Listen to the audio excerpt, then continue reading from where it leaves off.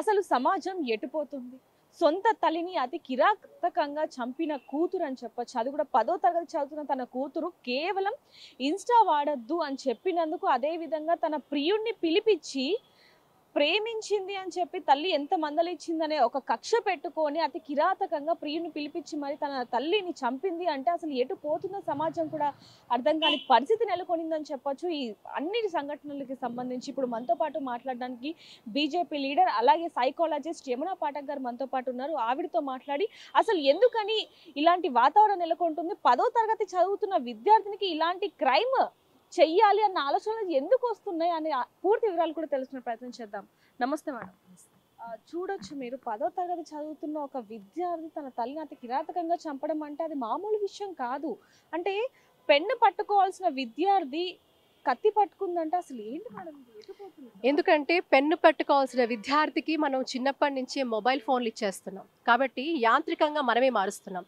చిన్నప్పటి నుంచి పిల్లలు ఎవరైతే తల్లి, తండ్రి పర్యవేక్షణలో ఉండాలో వాళ్ళ ఆలనా పాలన చూడాల్సిన తల్లిదండ్రులు వాళ్ళను చిన్నప్పటి నుంచి అంటే ఊహ తెలియని వయసు నుంచి వాళ్ళ చేతుల్లో ఆ పసికందులుగా పుట్టినప్పుడే వాళ్ళ లేత చేతుల్లో వాళ్ళు ఇవ్వాల్సింది, వాళ్ళు కురిపించాల్సింది ప్రేమ, ఆప్యాయత. ఇలాంటివన్నీ పక్కన పెట్టేసి ఒక యాంత్రికంగా మార్చి యంత్రాలను ఇస్తున్నారు. సో పిల్లలు కూడా అలాగే అయిపోతున్నారు. వాళ్ళకి ఎక్కడైనా హ్యూమన్ ఎమోషన్స్ ఉన్నాయా, ఫీలింగ్స్ ఉన్నాయా, రెస్పెక్ట్ ఉందా, ప్రేమ అని తెలుసా, అనుబంధం అంటే తెలుసా, బంధం అంటే తెలుసా, బాంధవ్యం అంటే తెలుసా, అనుభూతి, ఇలాంటి అనుభూతులు లేకుండా పిల్లలు పెరుగుతున్నారు. దీనికి దీనికి కారణం ఏంటంటారు? మనమే చేస్తున్నాం. అంటే తల్లిదండ్రుల మిస్టేకే అని నేను అంటాను. ముమ్మాటికి 100% అది పేరెంట్స్ మిస్టేకే అంటాను. వాళ్ళకి ఎటువంటి నైతిక విలువలు లేకుండా ఒకప్పుడు మీరు చూడండి, ఒకప్పుడు ఒక 20, 30 సంవత్సరాల కిందట కూడా, 40 సంవత్సరాల కిందట కూడా మన తరం మనం చిన్నగా ఉన్నప్పుడు ఏంటి, మన అమ్మమ్మలో నాయనమ్మలో కూర్చోపెట్టి కథలు చెప్పేవాళ్ళు, సుమతి శతకాలు చెప్పేవారు, బద్దన రాసిన సుమతి శతకాలు చెప్పేవాళ్ళు, వేమన శతకాలు చెప్పేవాళ్ళు. ఇలా శతకాల రూపంలో పిల్లలకు మారల్ స్టోరీస్ చెప్పేవాళ్ళు. చెప్పి ఈ కథలో నీతి ఏంటి నాన్న అని అడిగేవారు. అది జరుగుతోందా ఇప్పుడు? ఏమాత్రైనా జరుగుతోందా? రామాయణ, మహాభారత, భాగవతాలు చెప్పి ఇందులో ఈ కథలో సారం ఏమిటి, ఈ కథలో నీతి ఏమిటి, మనం ఎలా ఉండాలి అని చెప్పేవారు. చెప్పి పడుకునేటప్పుడు దీనిలో నువ్వు నేర్చుకున్న నీతి ఏంటి అని అంటే పిల్లలు చెప్పేవాళ్ళు. ఇది నేను నేర్చుకున్నాను, అబద్ధం చెప్పకూడదు, దొంగతనం చేయకూడదు, పరులను బాధ పెట్టకూడదు, అమ్మ నాన్నను గౌరవించుకోవాలి. మన వేదాల సారమే చెప్తారు కదా, మాతృదేవో భవ, పితృదేవో భవ, ఆచార్య దేవో భవ, అతిథి దేవో భవ. ఎక్కడ పాటిస్తున్నాం, ఎక్కడ చెప్తున్నాం? ఇంట్లో అమ్మ నాన్న అంటే గౌరవం లేదు, అటు విద్యాలయాలకు వెళ్తే గురువు అంటే గౌరవం లేదు, హేళన. ఇంకా అతిథి అంటే మర్చిపోండి, పక్కనోడు ఎలా ఉన్నారో కూడా ఎవరికి తెలియదు. ఎందుకంటే ఈ రోజుల్లో మనుషులు ఒక ఇళ్లల్లో ఉన్నా కూడా యంత్రాల్లా బతుకుతున్నారు. ఎవరి రూమ్లో వాళ్ళు ఉంటున్నారు, ఎవరి రూమ్లో వాళ్ళు లాక్ వేసేసుకుంటున్నారు. పిల్లలు ఏం చేస్తున్నారు తల్లికి తెలియదు, తల్లి ఏం చేస్తుంది తండ్రికి తెలియదు. అంటే ఎవరికి వాళ్ళకి కూడా డిటాచ్డ్గా ఉంటున్నారు. ఎటువంటి అటాచ్మెంట్ లేకుండా డిటాచ్డ్గా బతుకుతున్నారు. కాబట్టి ఈ యాంత్రిక ప్రపంచంలో మరి మనం మారలేమా అంటే ఖచ్చితంగా మారే అవకాశం ఉంది. ఎందుకంటేనండి, నెగటివిటీ ఎంత ఉందో అంతకి మించి పాజిటివిటీ కూడా ఉన్నది. కాబట్టి మనం ఏంటంటే పాజిటివ్ యాటిట్యూడ్తో పాజిటివిటీ వైపు అడుగులు వేయాల్సిన అవసరం ఉంది. మన పిల్లల్ని కండిషన్ చేయాల్సిన అవసరం ఉంది. నేను ఎప్పుడు అంటుంటాను, కనీసం ఒక్క పూటైనా అందరూ కలిసి భోంచేస్తున్నారా అని. పొద్దునంటే హడావిడిగా అందరూ వెళ్ళిపోతారు. కనీసం సాయంత్రం డిన్నర్ టైం అయినా అమ్మ నాన్న పిల్లలు, ఆ ఇంట్లో పెద్దవాళ్ళు, ఒకప్పుడు పెద్దవాళ్ళు ఉంటే ఒక సంరక్షణ బాధ్యత ఉండేది, వాళ్ళు చూసుకునేవారు బాబోగులు. ఈరోజు పిల్లలకు కూడా ఏంటండి, మా కౌన్సిలింగ్ కాల్స్ వస్తూ ఉంటాయి, మా అమ్మ బిజీ, మా నాన్న బిజీ, మరి నేను ఒంటరితనంతో ఉన్నాను. ఆ ఒంటరితనంలో వీళ్ళు ఏం చేస్తున్నారంటే యాంత్రికంగా మారుతున్న వీళ్ళు ఈ వాట్సాప్లు, తర్వాత మీకు సోషల్ మీడియా డేటింగ్ యాప్స్ ఎక్కువైపోయాయి. అంటే వీటి మీద నియంత్రణ లేదు. ఎందుకంటే ఈ అడల్ట్ కంటెంట్ అనేది ఎంత చెత్తగా నియంత్రణ లేకుండా ఉంటుంది అంటే, ఓటీటీ ఈజ్ అనదర్ ప్లాట్ఫామ్, వీటి మీద కూడా నియంత్రణ లేదు. కాబట్టి పిల్లలు ఏం కంటెంట్ చూస్తున్నారో తెలియదు. చూస్తున్న వాళ్ళ మనసులు కలుషితమైనప్పుడు వాళ్ళని కంట్రోల్ చేసేవాళ్ళు ఎవరు? మెయిన్ ఇదంతా కూడా స్టార్ట్ అయిందంతా కూడా ఆన్లైన్ క్లాసెస్ ద్వారా అని చెప్పొచ్చు మేడం. ఎందుకంటే కోవిడ్ టైంలో మనం చూడొచ్చు పిల్లలకి ఆన్లైన్ క్లాసుల కోసం మొబైల్ ఫోన్స్, ట్యాబ్స్, ల్యాప్టాప్స్ అన్నీ కూడా కొనియడం జరిగింది. కానీ అది అక్కడి వరకే ఆగిపోవడం అని జరగలేదు. అది ఇక్కడ దాకా దారి చేసిందంటే క్రైమ్ చేయటం, ఎలా చేయాలి, అసలు ఏం చేయాలి, ఏం చేస్తే తప్పించుకోకుండా ఉండొచ్చు అనేది వీళ్ళు ఇంత క్రూరంగా మారిపోతున్నారు చూసారా? అంటే వీళ్ళకి ఎక్కడెక్కడ పాపభీతి లేకుండా అయిపోయింది. అసలు మోరల్ పోలీసింగ్ లేదు. మనని ఎవరు చూస్తున్నారు, మనని ఎవరు చెక్ చేస్తారు, భయం అనేది కూడా లేకుండా అయిపోయింది వాళ్ళకి. ఎందుకంటే ఎక్స్పోజర్, ఆ కంటెంట్ ఏదైతే ఉందో మీరు చూడండి, చాలా వరకు కూడా సైకలాజికల్గా మేము చెప్పేది ఏంటంటే, మీరు వినేదానికంటే చూసేదానికి ఎక్కువ ప్రేరణ కలుగుతుంది. ఆ చూసే కంటెంట్ ఎలా ఉందంటే వాయిలెంట్ కంటెంట్ ఉంది. ఈ సెక్షువల్ కంటెంట్ ఉంది, వాయిలెంట్ కంటెంట్ ఉంది, నియంత్రణ లేదు, పెద్ద జోకులు, అడల్ట్ జోక్స్, అసలు ఏ మాత్రం కూడా నియంత్రణ లేదు. కాబట్టి దీనికి ఏంటంటే నేనేమంటానంటే ఎప్పుడైతే తల్లి తండ్రి వాళ్ళ పర్యవేక్షణలో పిల్లలు పెరుగుతారో ఇలాంటివి ఏమన్నా ఇప్పుడున్న సమాజంలో ఇప్పుడున్న ఆధునిక పోకడలో ఇటువంటి వచ్చినా కూడా నియంత్రించుకునే ఒక నియంత్రణ, ఆ ఒక సెల్ఫ్ కంట్రోల్ పిల్లలకి రావాలి అంటే తల్లి తండ్రి చాలా కూడా వాళ్ళకి ఒక ఆ కంఫర్ట్ ఇవ్వాలి, వాళ్ళకి అటాచ్మెంట్ ఉండాలి, వాళ్ళలో ఒక అఫిలియేషన్ ఉండాలి. ఇవన్నీ ఉంటే తప్పకుండా ఆ పిల్లలు తప్పు చేసే అవకాశం చాలా తగ్గిపోతుంది. అండ్ విద్యాలయాల్లో కూడా ఒకప్పుడు ఎథికల్ క్లాసెస్ ఉండేవి, మోరల్ క్లాసెస్ ఉండేవి. ఇప్పుడు ఎక్కడ చెప్తున్నారండి?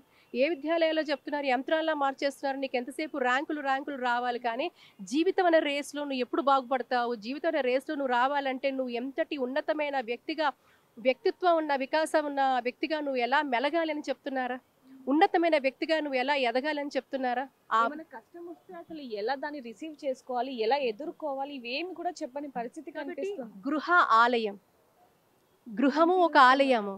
గృహం ఆలయం అన్నానంటే ఆ గృహంలో ఉన్న తల్లి తండ్రి ముందు ముందు ముందు ఆది గురువులు వాళ్ళే, తల్లి తండ్రియే. కాబట్టి నేను అంటూ ఉంటాను, తల్లి చేతిలో ఎంతో ఉంటుందండి, తల్లి మొదటి గురువు. సో ఆ మాతృశక్తి తలుచుకుంటే, ఒక జీజాబాయి తలుచుకుంటే ఒక శివాజీ మహారాజ్ని ఎంత అద్భుతంగా అద్వితీయంగా దేశానికి ఒక వీరుణ్ణిచ్చింది. అలాగే ఈ భారతావనిలో మీరు చెప్పండి పిల్లలకి, ఎంతోమంది భారత స్త్రీలు, ఎంతోమంది భారత దేశంలో ఉన్న పురుషులు ఒక వీరులు, ఎంతోమంది వీరమణులు గాథలు ఉన్నాయి మన దగ్గర. ఇవన్నీ చెప్పాలి, మోటివేట్ చేయాలి, talk positive stories to this people. ఇక్కడ చాలా బాధాకరమైన విషయం ఏంటి అంటే చాకలి ఐలమ్మ మనందరికీ కూడా తెలిసిన వ్యక్తి అని చెప్పొచ్చు. ఆవిడ అలాంటిది వాళ్ళ కుటుంబ సభ్యులు అంటే ముని మనవరాలు ఇలాంటి పరిస్థితి వాళ్ళ కుటుంబంలో రావడం అనేది చాలా బాధాకరం అని చెప్పాలి. అంటే వేరే వాళ్ళ లైఫ్ స్టైల్ని మనం తీసుకునే దానికంటే మన అమ్మమ్మలు ముత్తమ్మమ్మలు చేసిన అవి మనం ఇన్స్పిరేషన్గా తీసుకోవడం అనేది చాలా అది ఒక లెవెల్లో ఉంటుంది. అలాంటిది వాళ్ళ కుటుంబ సభ్యులు వాళ్ళ ముని మనవరాలు ఈ విధంగా చేయడం అనేది ఇంకా బాధాకరం అని చెప్పచ్చు. చాకల ఐలమ్మ గారు అంటే మనకందరూ స్ఫూర్తి. ఆవిడ నిజంగా ఒక ఉద్యమకారిని, ఒక ఇన్స్పిరేషనల్ ఉమెన్ అంటే మనం చెప్పుకోవచ్చు. ఈ రోజు కూడా ఆవిడ చేసిన ఆ పోరాటము, ఆ ఉద్యమ స్ఫూర్తి ఏ తెలంగాణ బిడ్డ కూడా మర్చిపోలేని పరిస్థితి. అలాంటి నేపథ్యంలో ఆ కుటుంబంలో ఇటువంటి సంఘటన జరగడం నిజంగా చాలా చాలా దురదృష్టకరం. కాబట్టి ఇక్కడ ఏమంటున్నానంటే చూడండి, విధి ఎంత బలమైనదంటే ఎవరిని కూడా వదిలిపెట్టదు అనిపిస్తుంది. కాబట్టి ఇది ఒక పెద్ద నిదర్శనం. ఇలాంటి జరగడం కూడా మనకి ఒక ఐ ఓపెనర్ లాగా మనం ఇప్పటికైనా అప్రమత్తం కావాలి. కాబట్టి నేను ఈరోజు యావత్ ప్రజానికానికి నేను ఇది చేతులెత్తి విజ్ఞప్తి చేస్తూ ఉన్నాను. దయచేసి మీ పిల్లలను పుట్టించడమే కాదండి, వాళ్ళ పెరుగుదలలో, వాళ్ళ ఆలనలో, వాళ్ళ పాలనలో మనం ఉండాలి. అమ్మ ఉండాలి, నాన్న ఉండాలి. అమ్మ ప్రేమ ఉండాలి, నాన్న పాలన ఉండాలి, నాన్న ఆలన ఉండాలి. వీళ్ళిద్దరి ప్రేమ ఉండాలి, వాళ్ళకి ఆ కంఫర్ట్ ఇవ్వాలి. కాబట్టి అలాగా పిల్లలతో మ్యాక్సిమం టైం గడుపుతూ, వాళ్ళతో ఉంటూ, వాళ్ళతో కలిసి ఏదో ఒక యాక్టివిటీ చేస్తూ, పొద్దున ఒక యాక్టివిటీ, ఏదో వాకింగ్ చేయొచ్చు, ఏదైనా కలిసి ఏదైనా ఒక చిన్న ఇండోర్ గేమ్, అవుట్డోర్ గేమ్ ఆడొచ్చు, వాళ్ళతో మాట్లాడచ్చు మనసు విప్పి. సో వాళ్ళతో ఫ్రెండ్లీగా ఉంటూ, వాళ్ళని మోరల్ పోలీసింగ్ చేస్తూ, వాళ్ళకి గైడ్ చేస్తూ. మర్చిపోకండి, మీ పిల్లలు మీ సొత్తు, వాళ్ళు మీ సొత్తు. కాబట్టి మీరు వాళ్ళని కాపాడుకునే ప్రథమ బాధ్యత మీదే. కాబట్టి రేపు పొద్దున పిల్లలు ఎలా తయారవుతున్నారనే దాన్ని బట్టి మీ మీద ఆధారపడి ఉంది. కాబట్టి యాంత్రికంగా పెరగడమే కాదు, నేనేమంటానంటే సెల్ఫ్ సాటిస్ఫాక్షన్తో మీరు ఉండండి, మీ పిల్లల్ని కూడా పెంచండి. మనకు ఉన్న దాంట్లో ఎంత ఉందో సంతృప్తిగా బతకాలి. ఎందుకంటే ఈరోజు డిమాండింగ్ ఎక్కువైపోయింది, నాకు ఇది కావాలి, అది కావాలి, అది కావాలని కంపారిజన్ ఎక్కువైపోయింది. ఎందుకంటే పేరెంట్స్ కంపేర్ చేస్తున్నారు, వాళ్ళలాగా నువ్వు ఉండు అంటే నువ్వు కూడా వాళ్ళలాగా కొనివ్వు, అప్పుడు మేము చేస్తామంటున్నారు. సో వీళ్ళు కంపేర్ చేస్తున్నారు, వాళ్ళు కంపేర్ చేస్తున్నారు. సో ఇటువంటివన్నీ కూడా ఈ పోటీతత్వం అని ఇలా ఉండకూడదండి. పోటీతత్వం చాలా హెల్దీగా ఉండాలి, మనము ఉన్నత స్థాయికి ఎదిగే విధంగా ఉండాలి. కాబట్టి పేరెంట్స్ కూడా చాలా తగినట్టుగా రీజనబుల్గా పిల్లలతో ఉండాలి, పిల్లల్ని గ్రూమ్ చేయాలి, పిల్లలతో ప్రేమగా ఉండాలి, వాళ్ళకి నచ్చ చెప్పాలి, వాళ్ళని ఇన్స్పైర్ చేయాలి. ఎందుకంటే తల్లి తండ్రి వాళ్ళ జీవితాల్లో హీరోస్ అండి. సో మీరే you should be the super heroes for your child you should be the super hero. So అలా ఉండాలి. అలాగే ఇది ఒక గృహ ఆలయం నుంచి స్టార్ట్ అవ్వాలి, తర్వాత విద్యాలయం వరకు వెళ్ళినప్పుడు విద్యాలయంలో గురువు కూడా కేవలం పాఠ్యపుస్తకాలే కాకుండా జీవితంలో పనికొచ్చే పాఠాలు కూడా చెప్పండి. నాకు తెలిసి ఎంతోమంది మహానుభావులు, నేను వాళ్ళతో ఇంతకుముందు మాట్లాడినప్పుడు వాళ్ళు చెప్పేవాళ్ళు, ఒక గంట క్లాస్ ఉంటేట అరగంట పుస్తకంలో పాఠం చెప్పేవారట, ఇంకొక అరగంటలో మనిషిగా బతకడానికి ఆ జీవిత పాఠం చెప్పేవారట. కాబట్టి పాఠాలు దయచేసి గురువులందరూ కూడా గురు విష్ణు, గురుదేవో గురు సాక్షాత్ పరబ్రహ్మ మళ్ళీ రిపీట్ చేస్తాం. గురుదేవో గురు విష్ణు గురుదేవో మహేశ్వర గురు సాక్షాత్ పరబ్రహ్మ తస్మై శ్రీ గురువే నమః అన్నారు. అంటే గురువే అన్ని అన్నారు. ఆయనే విష్ణు, ఆయనే బ్రహ్మ, ఆయనే మహేశ్వరుడు అన్నారు. కాబట్టి ఆ గురువుకు అంత ఉన్నతమైన స్థానం ఉంది. కాబట్టి దయచేసి గురువులందరూ కూడా పాఠ్య పుస్తకాలతో పాటు జీవితం అనే పాఠంలో ముందుకు ఎలా వెళ్ళాలి, ఉన్నతమైన మనిషిగా ఎలా ఎదగాలి అని మీరందరూ వాళ్ళని ఉత్తీర్ణులుగా మీరు వాళ్ళని తీర్చిదిద్దుతారని ఆశిస్తూ, అలా చేసిన ప్రతి వ్యక్తి, ప్రతి పిల్లవాడు, ప్రతి అమ్మాయి కూడా ఈ దేశ కన్నా ముద్దు బిడ్డలుగా వాళ్ళు తప్పకుండా ఉంటారనేదే నా ఆలోచన. అయితే ఇక్కడ మేడం ముఖ్యంగా చూసుకుంటే 10th క్లాస్‌లోని ప్రేమ. అంటే ఇక్కడ ఈ స్టోరీలో జరిగింది ఏంటంటే తను ఒక వారం క్రితం ఈ అబ్బాయితో వెళ్ళిపోయిన తర్వాత మళ్ళీ ఇంటికొచ్చిన తర్వాత మరి ఆ ఆలోచన ఎందుకొచ్చిందసలు? ఆ ప్రియుడితో కలిసి వాళ్ళ అమ్మ ఎవరైతే అంజలి గారు ఉన్నారో తను పూజ చేస్తూ ఉంటే ఒక్కసారిగా దుప్పటిని ముఖం మీద ఏసేసి కత్తితో ఆ పీక మీద నరకడం అనేది గొంతు మీద. అంటే ఒక కూతురు ఒక తల్లిని చంపాలి అంత క్రూరంగా, అంటే చిన్నప్పటి నుంచి లాలించి పాలిచ్చి ఆ కథలు చెప్పి ఇవన్నీ పెంచిన తన తల్లిని అంత సోషల్ మీడియా ఇన్ఫ్లుయెన్స్ ఎంత దారుణంగా ఉంది, ఎంత భయంకరంగా ఉంది, ఎంత నియంత్రణ లేకుండా ఉంది అనే దానికి ఇది నిదర్శనం అండి. ఇది చాలా చాలా బాధాకరం. మళ్ళీ మళ్ళీ అనిపిస్తోంది నిజంగా ఆ కుటుంబానికి ఇలాంటి జరగకూడదు. కానీ ఇదంతా ఒక పెద్ద ఐ ఓపెనర్ అయ్యి ఉండాలి. నేను నిజంగా ఈరోజు ప్రభుత్వాన్ని కూడా అప్పీల్ చేస్తున్నా. ఎందుకంటే లేత మనసులు పిల్లలు ఎంతలాగా వీళ్ళు విచ్ఛిన్నమైపోతున్నారు. కాబట్టి తప్పకుండా ఓటీటీ ప్లాట్ఫామ్స్ మీద, సోషల్ మీడియా మీద వచ్చే కంటెంట్ మీద కూడా ప్రభుత్వము తప్పకుండా మీరు కూడా కొన్ని రెగ్యులేషన్స్ తీసుకురండి. స్టేట్ పరిధిలో కూడా కొన్ని రెగ్యులేషన్స్ ఉంటాయి, సెంట్రల్ పరిధిలో కొన్ని రెగ్యులేషన్స్ ఉంటాయి.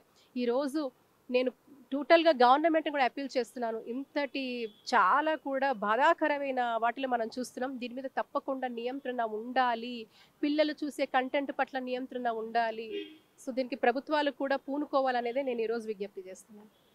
ఈ రోజు ఇలాంటి ఘటనలు చోటు చేసుకోవడానికి గల కారణం కూడా సోషల్ మీడియా అనేది మనకు బాగా తెలుస్తుంది. ఇన్స్టా, ఫేస్బుక్ ఇవి ఏవైతే యూజ్ చేస్తున్నారో వాటి కారణంగా ఇలాంటి అఘాయిత్యాలు ఎక్కువ అవుతున్నాయి అనేది కూడా మనకు తెలుస్తుందని చెప్పొచ్చు. అలాగే నియంత్రణ అనేది ముఖ్యంగా ఉండాలి. ఎందుకంటే చిన్నపిల్లల్లో ఈరోజు ప్రతి ఒక్కరికి కూడా ఫోన్ ఎలా ఆపరేట్ చేయాలి, ఎలా మెయింటైన్ చేయాలనే పిల్లలు కూడా బాగా నేర్చుకోవడం జరిగింది. కాబట్టి పిల్లలకి ఖచ్చితంగా నియంత్రణ ఉండాలి. ముఖ్యంగా తల్లిదండ్రులు పిల్లలకి ఫోన్ ఇవ్వకపోవడమే అతి ముఖ్యమైనది అనేది కూడా ఇక్కడ తెలుస్తుందని చెప్పొచ్చు. మరిన్ని వివరాల కోసం చూస్తూనే ఉండండి బిగ్ టీవీ.